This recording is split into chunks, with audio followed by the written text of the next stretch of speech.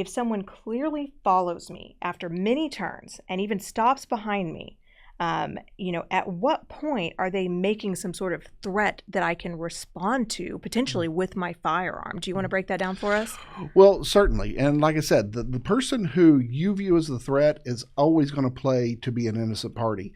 In fact, we had we had a situation one time where the two people actually lived in the same neighborhood. Yes. So the perception that, oh my God, he's following me, yeah, it turned out to be true, but they both lived in the same neighborhood. And so you have to be, you can't, I know we live in a time where there's a lot of bad actors, but you can't immediately assume that because in the event you were to reactive, your fear of the imminence of the threat has to be reasonable. And it's going to be looked at by either 6 people for misdemeanor here in Texas, usually 12 for felonies, most across the United States. It's going to be looked at those people to decide whether or not that was imminent. And certainly if you are in a situation where you think they are following you for nefarious purposes, because there is a lot of jugging and home robberies and things, drive to the police station. Drive to the nearest police station, which, my fiance, that actually happened to her a few months ago.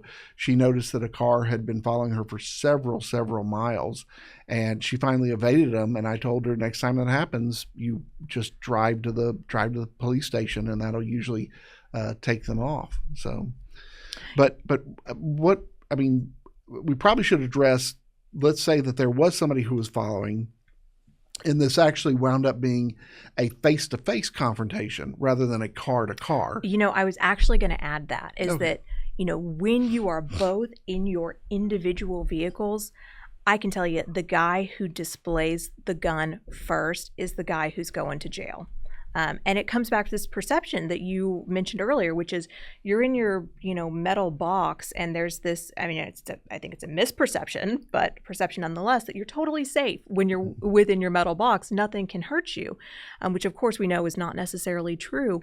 But, I think the total equation changes when someone else, let's say they've been following you, as to HJG's question, they've been following you. They get out of their car and they come over to your car. I think by the time that you are stuck, you're in your car and they are escalating, we see a lot fewer arrests with the display of firearms in that situation. True. And especially if the individual has gotten out of their car.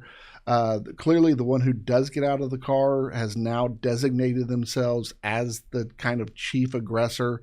So if you are in a road rage situation and you are actually the reactive party, and you say, well, I was just getting out of the car to tell him what a poor driver he was, that's never, ever a good idea. Just don't ever get out of your car. The person who does get out of their car, especially if they get out of the car with a weapon, that's kind of one of the bright lines. Yeah. And so if the other person is out of their car with a weapon, specifically a firearm, which will shoot a projectile, that is, that's, like I said, that's one of the bright lines where you can establish imminence. Now, if you're still in your car, they don't have a weapon, and they do just come up to your window and start yelling, many states, including Texas, have rules that says you cannot respond to verbal provocation alone. So if somebody's just standing outside your car yelling every expletive in the book at you, just drive. You don't have to respond. Just drive away. Yeah. And you certainly can't respond with either force or deadly force.